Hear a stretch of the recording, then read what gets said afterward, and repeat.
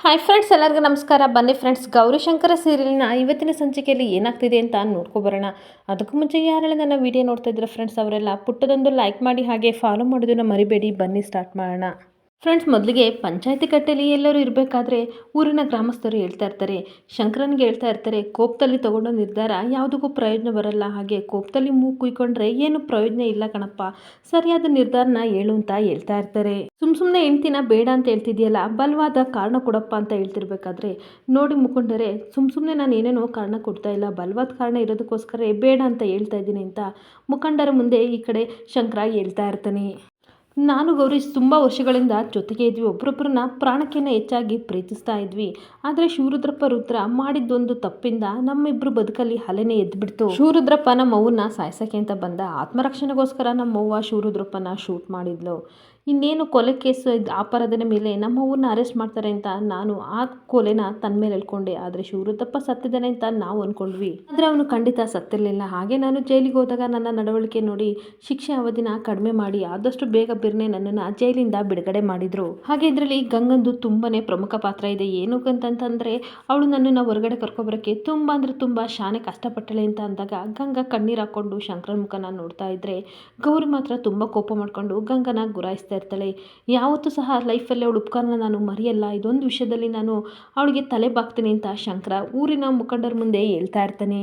ಹಾಗೆ ಮತ್ತೆ ಕಣ್ಣೀರು ಹಾಕೊಂಡು ಶಂಕರ ಹೇಳ್ತಾ ಇರ್ತಾನೆ, ನಾನು ಜೈಲಲ್ಲಿದ್ದ ಪ್ರತಿ ಕ್ಷಣ ಪ್ರತಿ ನಿಮಿಷಕ್ಕೋಸ್ಕರ ಗೌರಿ ಬರ್ತಾಳೆ, ನನ್ನನ್ನು ಮಾತಾಡ್ತಾಳೆ ಅಂತ ಕಾಯ್ತಾ ಇದ್ದೆ, ಆದರೆ ಅವಳು ಒಂದು ದಿನಕ್ಕೂ ಬರಲಿಲ್ಲ ಅಂತ ಕಣ್ಣೀರು ಹಾಕೊಂಡು ಊರ ಮುಂದೆ ಹೇಳ್ತಾ ಇರ್ತಾನೆ. ಹಾಗೆ ಮತ್ತೆ ಜೈಲಿಂದ ಹೊರಗಡೆ ಬಂದಾಗ ನನ್ನ ಗೌರಿ ಎಲ್ಲಿದ್ದಾಳೆ ಅಂತ ಎಲ್ಲ ಕಡೆ ಹುಡುಕ್ತೆ, ತುಂಬಾ ಅಂದ್ರೆ ತುಂಬ ಕಷ್ಟಪಟ್ಟು ಎಲ್ಲ ಕಡೆ ಹುಡುಕ್ತೆ, ಆದರೆ ಅವಳು ನನ್ನನ್ನು ದೂರ ಬಿಟ್ಬಿಟ್ಟು ಶಾನೆ ದೂರ ಅವಳು ಹೊರಟೋಗ್ಬಿಟ್ಟಿದ್ಲು ಅಂತ ಹೇಳ್ತಾ ಇರ್ತಾನೆ. ಹಾಗೆ ಮತ್ತೆ ಕಣ್ಣೀರು ಹಾಕೊಂಡು ಹೇಳ್ತಾ ಇರ್ತಾನೆ, ನಾನು ಜೈಲಿಗೆ ಹೋಗ್ಬೇಕಾದ್ರೆ ಗೌರಿ ಬಸ್ರಿ ಆಗಿದ್ಲು ಅಂತ ಹೇಳಿದ ತಕ್ಷಣ ಗಂಗನಿಗೆ ತುಂಬಾ ಶಾಕ್ ಆಗ್ತಾ ಇರುತ್ತೆ. ಆದರೆ ಸುನಂದನಿಗೆ ಮಾತ್ರ ಒಂದೊಂದು ಸ್ವಲ್ಪ ನೆನಪಾಗ್ತಾ ಇರುತ್ತೆ. ಇದೇನಿದು ವಿಷಯ ಎಲ್ಲೋ ಕೇಳಿದ್ನಲ್ಲ ಅಂದ್ಬಿಟ್ಟು ಆವತ್ತೊಂದಿನ ವಿಜಿ ನಿಜವಾಗ್ಲೂ ಗೌರಿ ಮತ್ತು ಶಂಕರಂಗ್ ಹುಟ್ಟಿದ್ದು ಭುವಿ ಇನ್ಯಾರ ಮಗಳು ಅಲ್ಲ ಅಂತ ಹೇಳಿದ್ದು ಸ್ವಲ್ಪ ಅವಳಿಗೆ ನೆನಪಾಗ್ತಾ ಇರುತ್ತೆ. ಆದರೆ ಈ ಕಡೆ ಗೌರಿಗೆ ಮಾತ್ರ ತುಂಬ ಟೆನ್ಷನ್ ಆಗ್ತಿದ್ರೆ ಗಂಗನಿಗೂ ಸಹ ತುಂಬ ಟೆನ್ಷನ್ ಆಗ್ತಿರುತ್ತೆ. ಎಲ್ಲಿ ನಿಜನ ಬಾಯಿ ಬಿಡ್ತಾಳೆ ಅಂತ ತುಂಬ ಟೆನ್ಷನಿಂದ ಒದ್ದಾಡ್ತಿರ್ಬೇಕಾದ್ರೆ ಶಂಕರ ತುಂಬ ಕಣ್ಣೀರು ಹಾಕೊಂಡು ಗೌರಿ ಮಾತ್ರ ಬಸರಾಗಿದ್ಲು, ಆದರೆ ಅವಳು ನನ್ನ ಮಗುನ ಅಂತ ತುಂಬ ಬಿಕ್ಲಿಕೆಯಿಂದ ತುಂಬ ಕಣ್ಣೀರು ಹಾಕೊಂಡು ಎಲ್ಲರ ಮುಂದೆ ಹೇಳಕ್ಕೆ ಅಂತ ಹೋಗ್ತಾ ಇರ್ತಾನೆ. ಇನ್ನೊಂದು ಕಡೆ ವಿಜಯ್ ಜೊತೆ ನಡೆದ ಘಟನೆ ಎಲ್ಲ ಮಾತಾಡ್ಕೊಂಡು ಪಾರ್ವತಿ ಸಿಕ್ಕಾಬಟ್ಟೆ ಗಂಗನ ಬೈತಾ ಇರ್ತಾಳೆ. ಅವಳೇನು ಮನುಷ್ಯನ ಏನು ಒಂದು ಗೊತ್ತಿಲ್ಲ, ಪ್ರತಿ ಒಂದು ಸಲನೇ ಎಲ್ಲರಿಗೂ ತೊಂದರೆ ಕೊಡೋಕ್ಕೆ ಅಂತ ಹುಟ್ಟಿದಾಳೆ. ಆ ಮನೆತನ ಎಂಥ ಮನೆತನ, ನಮ್ಮ ಭಾವ ಹಾಗೆ ಮಾವನವರು ಎಷ್ಟು ಗೌರವನ ಸಂಪಾದನೆ ಮಾಡಿದ್ದಾರೆ ಆ ಮನೆ ಮೇಲೆ. ಅಂಥದ್ರಲ್ಲಿ ಆ ಮನೆಗೆ ಪಂಚಾಯತಿನ ಕರೆಸಿದಳಲ್ಲ, ಇವಳಿಗೆ ಏನಾಗಿದೆ, ಇವಳು ಬಂಡವಾಳ ಏನು ಅಂತ ಇಡೀ ಊರಿಗೆ ಗೊತ್ತು. ಅಂಥದ್ರಲ್ಲೂ ನಮ್ಮ ಶಂಕರನ ಪಂಚಾಯತಿಗೆ ಕರೆಸಿದಳಲ್ಲ, ಪಾಪ ನಮ್ಮ ಶಂಕರ ದೇವ್ರಂತನೂ ಅಂತ ಕಣ್ಣೀರು ಹಾಕೊಂಡು ವಿಜಯ ಹತ್ರ ಹೇಳ್ತಾ ಇರ್ತಾಳೆ. ಪಾಪ ಹೆಣ್ಮಕ್ಳು ಕಷ್ಟ ಕಡಬಾರ್ದು ಅಂತವ ಮನೇಲಿ ಸೂರು ಕೊಟ್ಟು ಹೊಟ್ಟೆ ತುಂಬ ಊಟ ಕೊಟ್ಟು ಎಷ್ಟು ಸಂದಾಗಿ ಅವಳನ್ನ ನೋಡ್ಕೊಂಡಿದ್ದಾನೆ, ಆದರೂ ಸಹ ಈ ಥರ ಮಾಡ್ತಾಳಲ್ಲ, ಅದೇನೋ ಹೇಳ್ತಾರಲ್ಲ, ಜಟ್ಟಿ ಬಿದ್ದರೂ ಮೀಸೆ ಮಣ್ಣಾಗಲಿಲ್ಲ ಅಂತ. ಅಂಥವಳು ಪಂಚಾಯತಿಯವ್ರನ್ನೇ ಮನೆಗೆ ಕಲಿಸಿದಳಲ್ಲ, ಇವಳು ಜನ್ಮಕ್ಕೆತ್ತು ಇವಳು ಜನ್ಮದಲ್ಲಿ ಬುದ್ಧಿ ಕಲಿಯಲ್ಲ ಅಂತ ಉಗಿತಾ ಇರ್ತಾಳೆ. ಆಗ ವಿಜಯನು ತುಂಬ ಕೋಪ ಮಾಡ್ಕೊಂಡು ಹೇಳ್ತಾ ಇರ್ತಾಳೆ, ಇಂಥವ್ರಿಗೆಲ್ಲ ಏನು ಹೇಳಬೇಕು ಅಂತ ಗೊತ್ತಿಲ್ಲ ಪಾರ್ವತಿಯವರು, ನನಗೆ ಅಹಂಕಾರನ ನತ್ತಿಗೇರ್ಕೊಂಡು ಮೆರಿತಾ ಇದ್ದಾಳೆ. ದೇವರು ಇಂತಹ ತಪ್ಪು ಮಾಡಿದವರಿಗೆ ಜಾಸ್ತಿ ಹೆಚ್ಚಿನ ಕಾಲಾವಕಾಶ ಕೊಡ್ತಾನೆ. ಯಾಕೆ ಅಂತಂದರೆ ಪಾಪದ ಕಡ ತುಂಬಿದ ಮೇಲೆ ತಾನೇ ಅವ್ರನ್ನ ನಾವು ಹೊಡೆಯೋಕ್ಕಾಗೋದು, ಅದಕ್ಕೋಸ್ಕರ ಒಳ್ಳೊಳ್ಳೆ ಅವಕಾಶನ ಯಾವಾಗಲೂ ಅವರಿಗೆ ಕೊಡ್ತಾ ಇರ್ತಾನೆ ಅಂತ ಹೇಳ್ತಾ ಇರ್ತಾಳೆ. ಹಾಗೆ ಪಾಪದ ಕೂಡ ತುಂಬಿದ ಮೇಲೆ ಹೆಚ್ಚೆಚ್ಚು ಸೌಂಡ್ ಮಾಡುತ್ತಂತೆ, ಆದರೆ ತನ್ನ ಅರಿವಿಲ್ದಲ್ಲಿ ಇವಳು ಏನೇನೋ ಮಾಡ್ತಾ ಇದ್ದಾಳೆ. ಆದರೆ ಪಂಚಾಯತಿಲಿ ಗೌರಿ ಶಂಕರ ಪ್ರೀತಿನ ಗೆಲ್ಲೋದು ಅಂತ ಇವಳಿಗೆ ಗೊತ್ತಿಲ್ಲ, ನೋಡಿ ಬೇಕಾದ್ರೆ ಅಂತ ಹೇಳ್ತಾ ಇರ್ತಾಳೆ. ತನ್ನ ಕಾಲ ಮೇಲೆ ತಾನೇ ಚಪ್ಪಡಿ ಕಲ್ಲನ್ನ ಹೇಳ್ಕೊತಿದ್ದಾಳೆ, ಬಿಡಿ ಹೇಳ್ಕೊಳ್ಳಿ ಆಮೇಲೆ ಗೊತ್ತಾಗುತ್ತೆ ಅಂದಾಗ, ದಿಟ ಕಣವ ನೀನು ಹೇಳ್ತಿರೋದು ದಿಟ, ಖಂಡಿತ ಇವರಿಬ್ರು ಪ್ರೀತಿನೇ ಗೆಲ್ಲೋದು. ಅಲ್ಲಿ ಹೋಗಿರೋರು ಯಾರು ಹೇಳು, ನನ್ನ ಸೊಸೆ ಗೌರಿ ಹೋಗಿರೋದು. ಗೌರಿ ಏನು ಮಾತಾಡ್ತಾಳೆ ಅಂತ ನನಗೆ ತುಂಬ ಸಂದಾಗಿ ಗೊತ್ತಿದೆ, ಮಾತಲ್ಲಿ ತಲೆ ಚೆಂಡು ಉದುರಿಸೋ ರೀತಿ ಉದುರಿಸ್ತಾಳೆ, ಇವಳು ತತ್ರಸಿ ಹೋಗ್ತಾಳೆ, ನೋಡು ಬೇಕಾದ್ರೆ ಅಂತ ಪಾರ್ವತಿ ಹೇಳ್ತಾ ಇರ್ತಾಳೆ. ನೀವು ಹೇಳ್ತಿರ್ದೆ ನಾವು ಕರೆಕ್ಟ್ ಇದೆ ಪಾರ್ವತಿ ಅವರೇ, ಆದರೆ ಗಂಗನ ಬಾಯನ್ನು ಗೌರಿ ಮುಚ್ಚಿಸ್ತಾಳೆ, ಆದರೆ ಶಂಕರ ಯಾವ ರೀತಿ ರಿಯಾಕ್ಷನ್ ತಗೋತಾನೋ ಗೊತ್ತಿಲ್ಲ ಅಂತ ಇಬ್ಬರು ಯೋಚನೆ ಮಾಡ್ತಿರ್ತಾರೆ. ಆದರೆ ಇನ್ನೊಂದು ಕಡೆ ಪಂಚಾಯತಿ ಕಟ್ಟೆಯಲ್ಲಿ ಶಂಕರ ಮಾತ್ರ ತನ್ನ ಮಗುನ ಸಾಯಿಸಿದ್ಲು ಅಂತ ಏನು ಹೇಳೋಕ್ಕಾಗದೆ ಹಾಗೆ ಸಂಕಟ ಎಲ್ಲನೂ ಸಹ ತನ್ನ ಮನಸ್ಸಲ್ಲೇ ಇಟ್ಕೊಂಡು, ನಿಮ್ಮ ಹತ್ರನೇ ಡೈವರ್ಸ್ ಪೇಪರ್ ಇದೆಯಾ ತಾನೆ, ಬೇಗ ಏನಾದರೂ ಒಂದು ಡಿಸೈಡ್ ಮಾಡಿ ಮುಖಂಡ್ರೆ ಅಂತ ಕೇಳ್ಕೊತಾ ಇರ್ತಾನೆ. ನೋಡಿ ಮುಖಂಡರೇ, ನಿಮಗೆ ಯಾರಿಗೆ ಬೇಕೋ ಅವ್ರನ್ನ ಕರೆಸಿ ಪಂಚಾಯಿತಿ ಮಾಡಿಸಿ, ನಂದೇನು ಅಭ್ಯಂತರ ಇಲ್ಲ, ನಂದೇ ತಪ್ಪು ಅಂತ ಅಂದರೆ ಬೇಕಾದ್ರೆ ಊರಿಂದ ಆಚೆ ನಾನು ಹೋಗೋಕ್ಕೂ ರೆಡಿ, ಒಂದು ಡಿಸಿಷನ್ ತೊಗೊಳ್ಳಿ ಅಂತ ಹೇಳ್ತಿರ್ಬೇಕಾದ್ರೆ ಊರಿನ ಮುಖಂಡರಿಗೂ ಸಹ ತುಂಬ ಟೆನ್ಷನ್ ಆಗ್ತಿರುತ್ತೆ. ಈ ಕಡೆ ಗೌರಿ ಏನು ಮಾತಾಡದೆ ಒಳಗೆ ಸಂಕಟ ಪಡ್ತಾ ನಿಂತ್ಕೊಬಿಡ್ತಾಳೆ. ಪ್ಲೀಸ್ ಬೇಗ ಇದಕ್ಕೊಂದು ಅಂತ್ಯ ಆಡಿ ಅಂತ ಹೇಳ್ತಿರ್ಬೇಕಾದ್ರೆ ಗಂಗಾ ಸಿಕ್ಕಿದ್ದ ಚಾನ್ಸ್ ಅಂತ ಹೋಗ್ಬಿಟ್ಟು ನೋಡಿದ್ರೆ ಮುಖಂಡರೇ ಎಷ್ಟು ಬೇಜಾರಾಗಿದ್ದಾರೆ ಶಂಕರ್ ಅವರು. ಗೌರಿಯಿಂದ ಅವರಿಗೆ ಬದುಕಕ್ಕೆ ಇಷ್ಟ ಇಲ್ಲ, ಅವ್ರ ಜೊತೆ ಜೀವನ ಮಾಡೋಕ್ಕೂ ಸಹ ಇಷ್ಟ ಇಲ್ಲ, ದಯವಿಟ್ಟು ಒಂದು ಒಳ್ಳೆ ಡಿಸಿಷನ್ ತೊಗೊಳ್ಳಿ ಅಂತ ಬೇಕು ಬೇಕು ಅಂತ ವಾದ ಮಾಡ್ತಾ ಇರ್ತಾಳೆ. ಹಾಗೆ ಕೈ ಮುಗಿದು ಕೇಳ್ತಾ ಇರ್ತಾಳೆ, ಇವರಿಬ್ಬರು ಮದುವೆನ ರದ್ದು ಮಾಡಿ ಶಂಕರ್ ಅವರು ನೆಮ್ಮದಿಯಿಂದ ಜೀವನ ಮಾಡಬೇಕು, ಆ ರೀತಿ ಏನಾದರೂ ಮಾಡಿ ಅಂತ ಮಾಡ್ಕೊಂಡು ಕೇಳ್ತಾ ಇದ್ರೆ ಗೌರಿ ಮಾತ್ರ ಗುರಾಯಿಸ್ಕೊಂಡು ಗಂಗನ್ನ ನೋಡ್ತಾ ಇರ್ತಾಳೆ. ಹಾಗೆ ಇನ್ನೊಂದು ಕಡೆ ಕೋಳಿ ಚುರುಬುರಿ ಮಾತಾಡ್ಕೊತಾ ಇರ್ತಾರೆ. ಕೋಳಿಗೆ ಚುರುಬುರಿ ಹೇಳ್ತಾ ಇರ್ತಾನೆ, ಇವಾಗಲಾದರೂ ಭುವಿ ಶಂಕರನ ಅತ್ತಿಗೆ ಮಗಳು ಅಂತ ನಾವಾದರೂ ಹೇಳೋಣ ಬಾರ್ಲಾ ಅಂತ ಅಂದಾಗ ಕೋಳಿ ಹೇಳ್ತಾ ಇರ್ತಾನೆ, ಬೇಡ ಚುರುಮುರಿ, ಈಗ ನಾವು ಹೇಳಿದ್ರೆ ಇವಳು ಇನ್ನೊಂದು ಸಾಕ್ಷಿನ ಹುಡ್ಕೊಂಡಿರ್ತಾಳೆ, ನಾವು ಹೇಳೋಕ್ಕಿಂತ ಅದಕ್ಕೆ ಹೇಳಿದ್ರೆ ತುಂಬ ಒಳ್ಳೇದು ಅಂತ ಅಂದಾಗ ಅಣ್ಣನೂ ನಂಬ್ತಾನೆ ಅಂತ ಹೇಳ್ತಾ ಇರ್ತಾನೆ.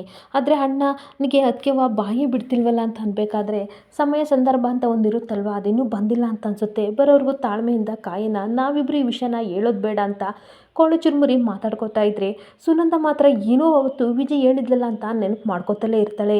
ಆಗ ಊರಿನ ಮುಖಂಡರೆಲ್ಲ ಹೇಳ್ತಾ ಇರ್ತಾರೆ, ಇವಾಗ ನಮಗೆ ಶಂಕರನ ಸಮಸ್ಯೆ ಏನು ಅಂತ ನಿಜವಾಗ್ಲೂ ನಮಗೆ ಇವಾಗ ಅರ್ಥ ಆಯಿತು. ರವ್ವ ಇದ್ರ ಬಗ್ಗೆ ನೀನೇನು ಹೇಳ್ತೀಯ ಅಂತ ಗೌರಿ ಕೇಳ್ತಿರ್ಬೇಕಾದ್ರೆ ಗೌರಿ ಒಂದೇ ಒಂದು ಮಾತಿಗೆ ಹೇಳ್ತಾಳೆ, ನೋಡಿ ಮುಖಂಡರೇ, ನನಗೆ ನನ್ನ ಗಂಡ ಬೇಕು ಅಂತ ಹೇಳಿದಾಗ ಈ ಕಡೆ ತುಂಬ ಶಾಕ್ ಆಗಿ ಮುಖಂಡರು ಹಾಗೆ ಗಂಗಾ ಗೌರಿ ಮುಖನ ನೋಡ್ತಾ ಇದ್ರೆ ಶಂಕರನು ಸಹ ಆಶ್ಚರ್ಯದಿಂದ ಗೌರಿ ಮುಖನ ನೋಡ್ತಾ ಇರ್ತಾನೆ. ಆದರೆ ಕೋಳಿ ಚುರುಮುರಿ ಸುನಂದನಿಗೆ ಮಾತ್ರ ತುಂಬ ಖುಷಿ ಆಗ್ತಿರುತ್ತೆ.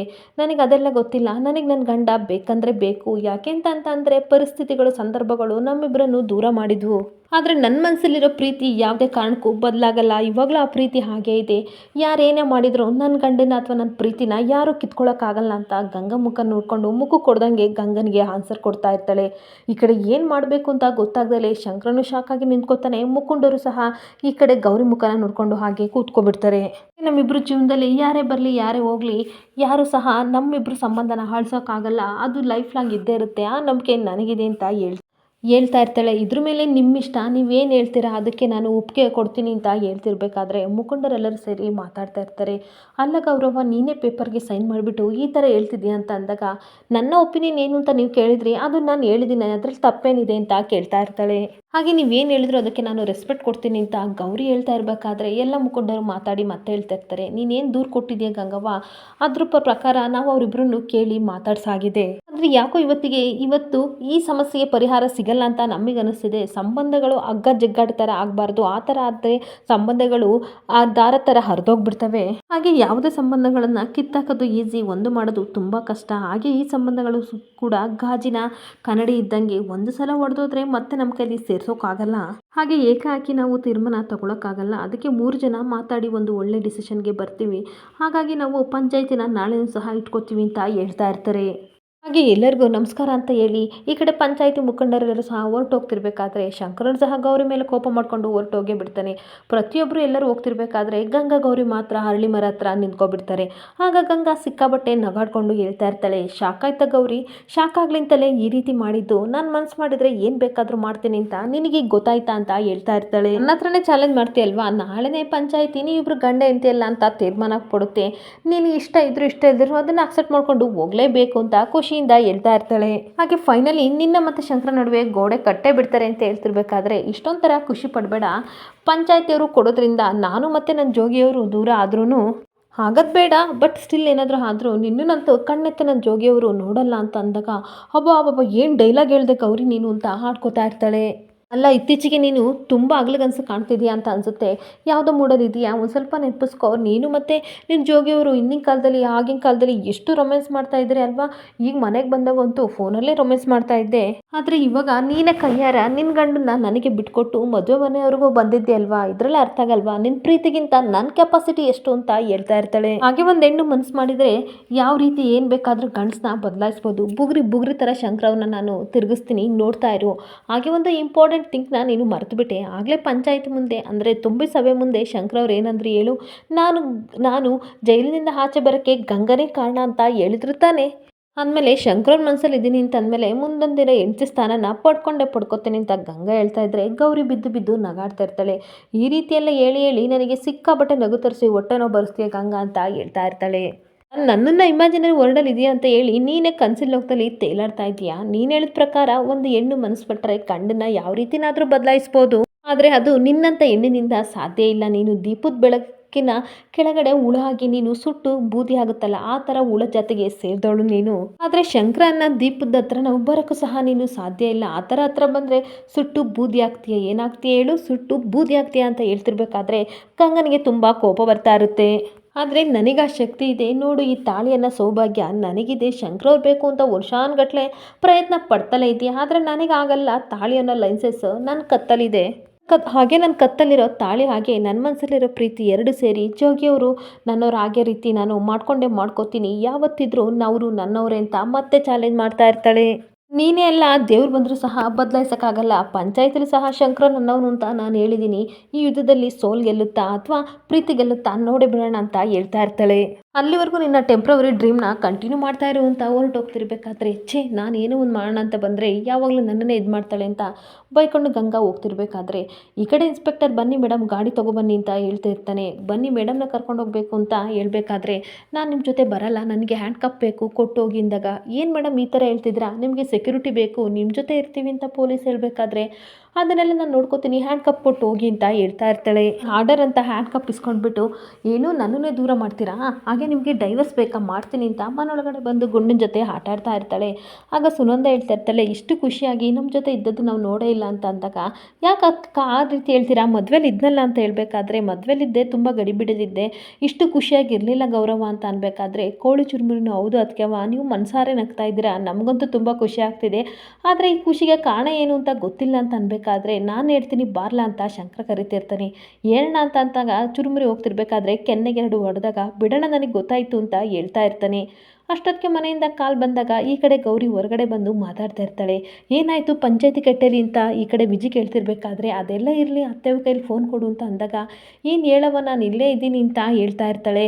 ಏನು ಗೊತ್ತಾ, ಹಬ್ಬದ ಅಡುಗೆ ಮಾಡಿ ಮನೆಗೆ ಶಂಕರವ್ರು ಕರ್ಕೊಬರ್ತೀನಿ ಅಂತ ಈ ಕಡೆ ಗೌರಿ ಹೇಳ್ತಾ ಇರ್ತಾಳೆ.